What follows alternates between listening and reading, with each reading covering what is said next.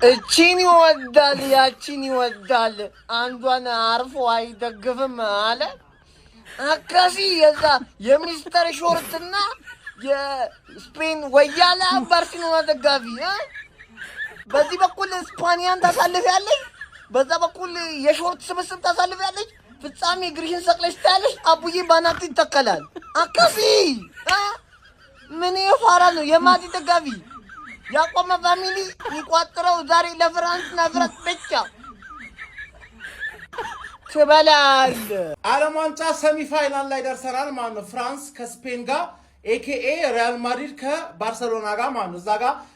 የሜሲ ደጋፊዎች ምናምን ነገር ለምን የማል የኤምባፔ አባት ምናምን እያሉ እየዛቱ ነው አባቴ ወርልድ ካፕ ኤምባፔ እሱ ራሱ አባት ነው ገባር የሁሉም አባት ነው ማለት ተረዳኝ አይደለ እና ያሳያል ዩሮና እንትን ላይ ምናምን ሲጀመር ማን የስፔን ዋነኛ ጥንካሬዋ ሚድፊልድ ነው የፈረንሳይ ዋነኛ ድክመቷ ደግሞ ሚድፊልድ ነው ስፔን ይሄንን ፈረንሳይን አሸንፋ ካለፈች እንግሊዝ አለፈም አርጀንቲና ማለፈ በስፔን ትለጣለጣለ እመናይ ነው ማለት ገባርለ አይሱላቸውም ፈረንሳይ ነው ለስፔን ትልቁ ቻሌንጅ ስፔን ፈረንሳይን ማለፍ ከቻለች አርጀንቲናን በኃይለኛው እንግሊዝን በከፊሉ ነው የምትገርፋት ገባርለ እኔ ደግሞ እንግሊዝ እንድትበላ ነው የምፈልገው ስለዛ ግዴታ ፈረንሳይ ማለፍ አለባት ነው ከነገና ደግሞ ማድሪድ ስታኬስ ከነገና ደግሞ ወርልድ ካፕ ኤምባፔ ገባርለ ወርልድ ካፕ ኤምባፔ ኮኖ ለሚን የማል አውርታለች እኔ ደግሞ በጣም የምትጸራኝ እኮ ገባ አውርታ የሆነ ነገር በተለይ ስታወራማ ዓለም ዋንጫ ላይ ብቸኛ ሸዋፕ ያላረሽው ወርልድ ክላስ ተጫዋች አንቺ ነሽ ዛሬ ማታ ሸዋፕ ማድረግ አለብሽ ግዴታ ነው ምንሽ ግዴታ ቱዌሚኒና ራቢዮ አለው ሚድፊልድ ላይ ሮድሪን ያቆሙታል ወይ ያቆሙት የሚለውን ኦልሞ ባለፈው ጌም ላይ በጣም ወርክ ሬቱ እየሰራ ነበር ነው በቃ ጫዋታው የሚገደለው ሚድፊልድ ላይ ነው ትራንዚሽኖቹን የፈረንሳይ ትራንዚሽኖቹን ማቆም ካልቻል አራላንድ በተለይ ደግሞ በረኛ ይሄ ራያ አይሻለኝም ብለ ያስገባው በረኛ እንደባለፈው ጨዋታ ከተደራገጠ ክው ካለማ ኤምባፔም ሃዝሪክ ዴምቤሌ ብሬስ ዱዌ አንድ ኦሊሴ 3 አሲስት ነው የሚያራምዱ በማን እመነኝ ኪሊያን ኤምባፔ ወይስ ደግሞ ላሚን ያማል ማን የፍጻሜው ትኬት ይቆርጣል በሚል ዓለም እየተከራከረ ይገኛል እስኪ እናንተም ግምታችሁን አስቀምጡ ዛሬ ምሽት ለመላው ዓለም የእግር ኳስ አፍቃሪያን ተራ ምሽት አይደለም ዛሬ ምሽት 4 ሰዓት ሲል በመላው ዓለም ያሉ የእግር ኳስ አፍቃሪያን አይኖች ሁሉ ወደ አንድ ስቴዲየም ብቻ ያማትራሉ ወደ ታላቁና ወደ ግርማ ሞገስ ወደ ተላበሰው የዳላስ ስታዲየም የምድራችን ሁለቱ ኃያላን ሀገራቶች ወደ ፍጻሜው ለመድረስ ታላቅ ፍልሚያ ያደርጋሉ የኪሊያን ኤምባፔ ደምበሌና ኦሊሴ ጥምረት የስፔን ተከላካዮችን ይፈትናል ተብሎ ሲጠበቅ በሌላኛው በኩል ደግሞ ገና በለጋ እድሜው ዓለምን እያነጋገረ የሚገኘው በኮከቡ ላሚን ያማል የሚመራው ያ አስፈሪውና ማራኪው የስፔን ብሔራዊ ቡድን በጉጉት ይጠበቃል ታዲያ ይህ ታላቅ ጨዋታ ማን ያሸንፋል እስኪ ግምታችሁን አስቀምጡ እሺ ጀማው ከፍጻሜ በፊት የሚደረገው ወሳኝ ፍጻሜ ሌላኛው ጨዋታ ስፔን ከፍራንስ ዛሬ ምሽት 4 ሰዓት ላይ ይደረጋል ታዲያ ከዚህ ጨዋታ በፊት እጅግ ብዙ ነገሮች እየተነሱ ይገኛሉ ጀማው ሐሳብ አስተያየታችሁን ኮሜንት ሴክሽን ላይ አስቀምጡልኝ ማን የዚህ ጨዋታ አሸናፊ ሊሆን ይችላል ብላችሁ ትገምታላችሁ ጀማው ይህን ዘገባ ደግሞ ስፖንሰር ያደረገላችሁ ቴምር ፕሮፐርቲስ ነው በከተማችን ዋና ቦታዎች ላይ የቤትና የሱቅ ባለቤት መሆን ካሰኞት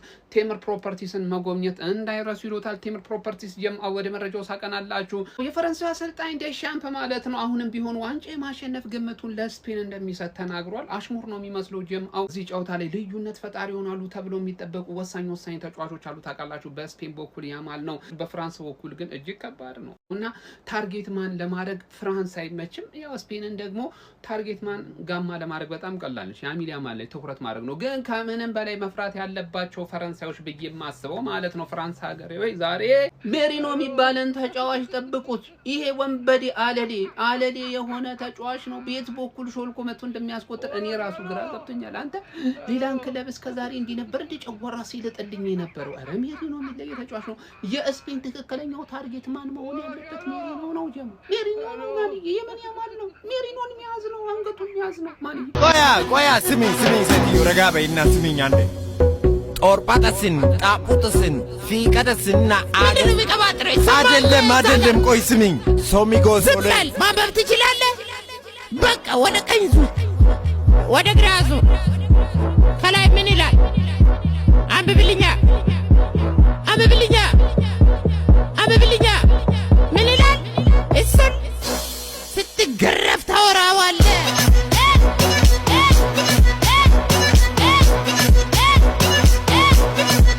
ምን ይላል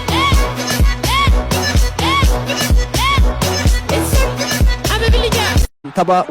waancaan duraa jedhamee eegamuun morkiin Spain fi France Kylian Mbappe Lamine Yamal walitti fides addunyaan hawwiin eegdim sarara fuulduraa jabaa France Kylian Mbappe Michael Olise Ousmane Dembele faan durfamuu fi garee Luis de la Fonte ittisa jabaaf kubbaa miilaa qindaa taphatu tooftaa eenyutu caalee injifataa fi tilmaamuun rakkisaa ta'eera. Dider Dishon kan leenjitu ፈረንሳይ ማን ያቆማል ሲባል ራሱ ፈረንሳይ ካልሆነ ነው ለኔ የሚታየኝ ራሱ ፈረንሳይ ስፔን በተቀስከው ደረጃ በጣም ኳስ ፖሰስ የሚያረግ ጸንቶ የሚቆይ ፋይናል ሰርዱ ላይ የሜሬኖን ሚና ይፈልጋል ሜሬኖ የታደገ ነው የመድፉ ኮከብ ከዛው ጪ ዴላ ፎንቴ ቡድን ሌላው ትልቁ የፈረንሳይ ሪያሊቲ ቼክ ሊሆን እንደሚችል ይተበቃል ከላሚን ያማል መነሳት ጋር ስፔን ተገምታ ነው የመጣችው ግምቷን እየኖረች ነው ስትጀምር በኬፕ ቨርድ ደንግጣ ነበር ግን በጣም በጥሩ ትራክ ያለ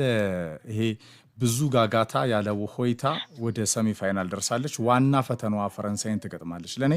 ፈረንሳይን የመሰለ የለም ፍቅር በዚህ ዓለም ዋንጫ ላይ ለብሉ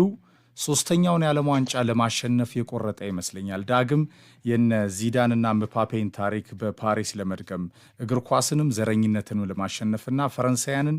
አንድ ላይ አሰባስቦ ለማስፈንጠዝ ሁሉ ነገር ያለው ቡድን ነው በዴሾ የመጨረሻ ቆይታ ምንም ይሄ በአብዛኛው ስፖርት ቤት የሚያስማማ ሐሳብ ነው አርጀንቲና ምናልባት የመጀመሪያው ኮንትሮቨርሻል እና አድቬንቸር እያሳየ ያለው ቡድን ነው ባለቀ ደቂቃ ጎል የሚያገባ ድራማ የሚፈጥር ቁጭ ብድግ የሚያደርግ እና የሆነ ውጥረት ውስጥ የገባና በጣም አከራካሪው ቡድን ነው የእንግሊዝ ብሔራዊ ቡድን እንደዚሁ የስፔን ብሔራዊ ቡድን የራሳቸው ሞመንቶች ቢኖራቸው የዓለም ዋንጫው የተሟላ ቡድን ግን የፈረንሳይ ብሔራዊ ቡድን ነው 16 ጎሎችን አስቆጥሯል ይህ ማጥቃት ኳሊቲው ፍጥነት ፈጠራ እንደገና ደግሞ አንዳንዴ በጣም በተቸገረበት ጨዋታ ላይ ሁሉ ደግሞ ከርቀትም በትንሽ ጠባብ ክፍተትም ጎል የሚያስቆጥር ወደፊት ሲሄድ የሚያስጨንቅ ቡድን የፈረንሳይ ብሔራዊ ቡድን ነው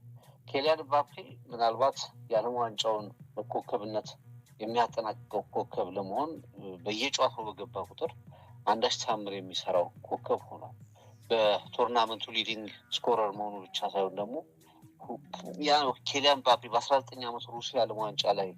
ዋንጫውን ያነሳውን ኬሊያን ምባፔን እንደገና እየተመለከትነው እንገኛለን መጨረስ የማይቻሉ ኳሶች ሁሉ የሚጨርስ ከኬሊያን ምባፔን አውጥተህ ኦስማን ዴምቤል ሚሼል ኦሊሴ ብራድሎ ባርኮላ ዲዛይሬ ዶይ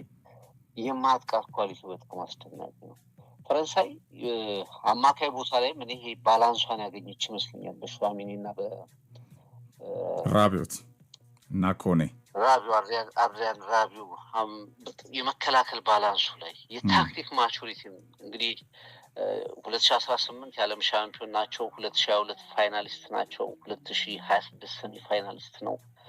ኔሽንስ ሊግሎች ላይ ፋይናል ነው ሁሉ ያለ ቡድን ነው ከዲዲር ዴሾ ጋር ትልልቅ ፍጻሜዎች ላይ ያለ ቡድን ነው ይሄ ደግሞ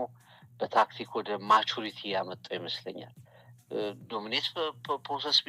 ያደርጋል ሲፈልግ ካውንተር አታክ ሲጫወት ተመለክተዋለህ በጣም ከባድ የሚባለው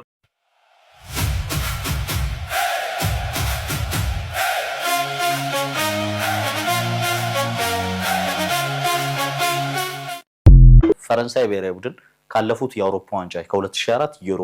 ወይም ደግሞ ከ2025 አካባቢ ላይ ከነበረው ኔሽንስ ሊግ አንፃር የተሻለ ፍሌክሲብል ቡድን ሆኖ የመጣ ይመስለኛል በአማራጮች የተሞላ ነው የፈረንሳይ ብሔራዊ ቡድንን የተቀያሪ ወንበር ስንመለከት ሞር ከስፔን የተሻለ የተቀያሪ ወንበር አማራጭ ያለው ቡድን ነው የብራድሊ ባርኮላ የጀርባ ላይ ሩጫ ያለው የሪያን ሼርክ የጠባብ ስፔስ ኳሊቲ ያለው የማርከስ ቱራም የሳጥን ውስጥ ባህሪ ያለ